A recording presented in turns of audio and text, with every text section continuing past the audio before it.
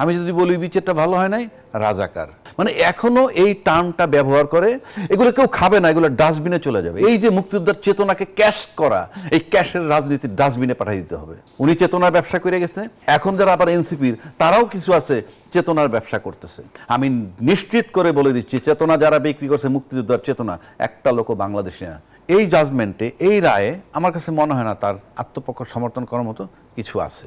কারণ আমরা যদি দেখি, এই দেশে আমরা ছিলাম মাত্র 11-12 বছরের মধ্যে একটা ইতিহাস রিপিট হইল। এটা কিন্তু ইতিহাস রিপিট হইল, কারণ যে আন্তর্জাতিক অপরাধ ট্রাইব্যুনালে উনি কিছু বিচার করেছেন এবং সেই বিচারগুলা কেমন হয়েছে সেটা আমার ব্যাখ্যা দেওয়ার প্রয়োজন না। মুশকিল হয়েছে কি এই দেশে এখন, আমি যদি বলি বিচারটা ভালো হয় নাই, রাজাকার। মানে এখনো এই টার্মটা ব্যবহার করে। এগুলো কেউ খাবে না, এগুলো ডাস্টবিনে চলে যাবে। এই সমস্ত বয়ান ডাস্টবিনে পাঠাইতে হবে। 53 বছর পর আপনি মুক্তিযোদ্ধা খুঁজে পান কোথায়? রাজাকার খুঁজে পান কতজন আছে? আমি কথার কথা বলছি।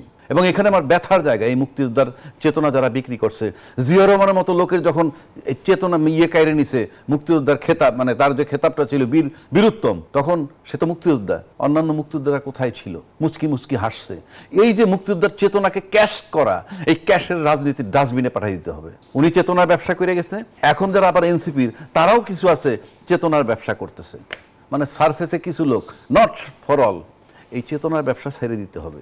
রাজাকার, মুক্তিযোদ্ধা, স্বাধীনতার পক্ষ শক্তি, বিপক্ষ শক্তি, বাঙালি চেতনা, জাতীয়তাবাদ, বাংলাদেশের আগে বাংলাদেশি হন। আমি নিশ্চিত করে বলে দিচ্ছি, চেতনা যারা বিক্রি করছে, মুক্তিযোদ্ধার চেতনা একটা লোকও বাংলাদেশি না, মেন্টালি বাংলাদেশি না। মেন্টালি যদি বাংলাদেশি হইতেন, দেশকে যদি ভালোবাসতেন, আপনার তো পালায় যাওয়ার কথা না, কোনো কারণ নেই আপনার পালায় যাওয়া। এখন প্রশ্ন হচ্ছে তাকে আনবেন কিভাবে। এই আনার ক্ষেত্রে আমরা কিন্তু কল্পনাও করি নাই 2টা ভূমিকম্প হয়েছে আওয়ামী লীগের উপরে। 5ই আগস্ট একটা ভূমিকম্প হয়েছে, কল্পনাও করেন উনি চলে যাবেন। উনি নিজেও ভাবছেন কিনা আমি জানি না, হয়তো উনি একটু আগে ভাইবে ফেলছেন, রাষ্ট্রযন্ত্র থেকে মেসেজ পেয়ে গেছেন, যার জন্য আত্মীয় স্বজন বহু পাঠিয়ে দিয়েছেন আগেই। এটা হলো প্রথম ভূমিকম্প।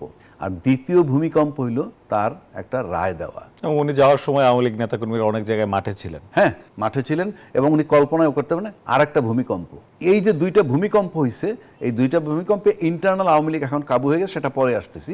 আপনি যেটা বলছেন ফেরত আনা,